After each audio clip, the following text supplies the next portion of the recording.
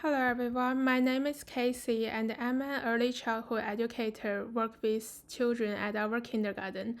I appreciate that many of you have recently joined our program, but also I've heard some voice concern some parents worry about the play-based learning might not prepare for your children for formal school and future study strategies, while others are curious to learn more about its benefits. And that's why I'm here today to share with you why play is not just a fun time, but the most significant foundation for our child to learning, development, and success. So we just quickly have a look of the 4 areas we're gonna go through today, and hopefully once we finish, we can get every problem solved. So first session is what is play? What we can see through these images, we can see the baby tasting blueberries, teacher playing block tower with children, and two kids playing with each other showing their happy faces. So what this can all reflect is play is a natural language of childhood. It's shaped every area of the children's growth, cognitive, social, emotional, physical, and creative. Let's regard the last image as the sample, like a teacher playing the block tower with a group of kids. So once kids putting the blocks together and trying to solve the problem of balance and planning structures, which can reflect the cognitive development. And once they're talking to each other and try to get the problem solved, which reflects on the social emotional development. So they all have the very strong base on two theory. So on Vygotsky's theory, the play is something to promoting the cognitive growth. It creates the zone of proximal development. And I think the Piaget's theory fits our samples the most. It says children activity builds knowledge through hands-on exploration, making sense of world through their playing experiences. And let's move to the third section. Of course, playing-based learning into practice isn't always easy. There are two big challenges we always face during work, and I want to share simple practical solution for both. First challenge is the parental expectations. A lot of parents worries that play isn't real learning. They might think kids should be doing worksheets or memorizing things instead of playing. The solution here is clear communications. We need to clearly share the learning outcomes of play with parents. Writing down or share our observations of their kids' progress during play and documents their learning journal with photos and simple notes. Let the parents see exactly what their kids is learning through playing, and it can help them to understand that play is real, valuable learning. Second big challenge is to managing diverse learners. We all know that every kid is different interest, different skill level, different space of learning. Many educators worry that play-based learning might not fit every kid. The solution is to use open-ended materials. These are materials that have no right way to use them, like the blocks, loose parts, or art supplies. When we provide this, kids can choose the activities that match their own interest and challenge level. A child who loves building can use the blocks.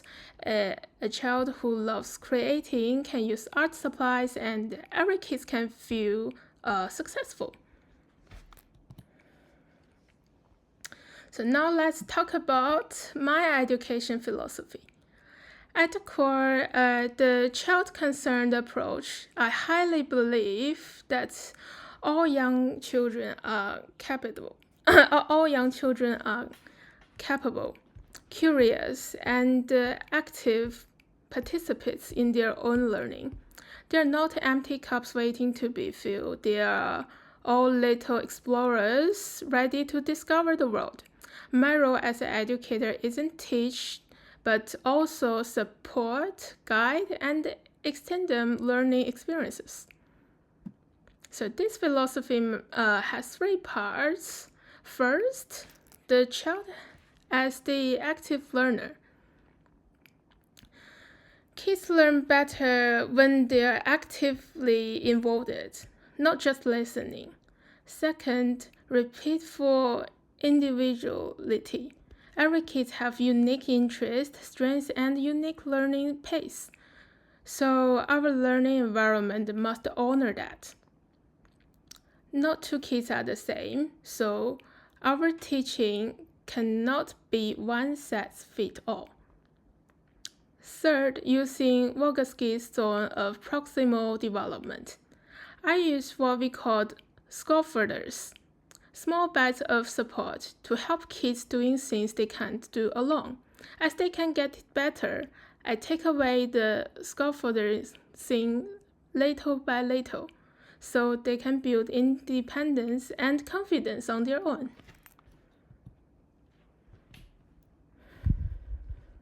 A child-centered philosophy needs a great environment to go with it. So let's talk about how to create a successful play-based learning environment.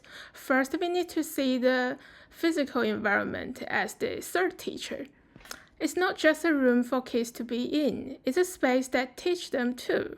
This environment has to be safe, warm, and inviting, and filled with open-ended materials that spark curiosity and exploration. Things like blocks, losing parts, art supplies, and natural materials, such as the stones, flowers, and leaves that children can see that every single day in their daily life. We also need defined play zones. These are designated areas for different types of play. A dramatic play corner for pretend play, a quiet reading nook for kids who want to relax, a construction area for building, and even a messy play zone for sensory activities like playing with sand or water. Having this zone helps kids focus and choose the play that fits their mood and interest. So mistakes are okay here because mistakes are part of the learning through play as well. In a great play-based environment, kids aren't just the players, they are active participants in the whole space. That means giving them ownership of their learning. How do we do that? We involve children in creating and maintaining their environment. For example, kids can actively care for the plants corner in the classroom, organizing their books in the library, or even suggest new activities or materials they want to explore. When kids have a say in their environment, something amazing happens. They become more empowered and more engaged. They may feel motivated to learn, and they take real pride of their classroom communities. It's not just the teacher's room, it's their room too.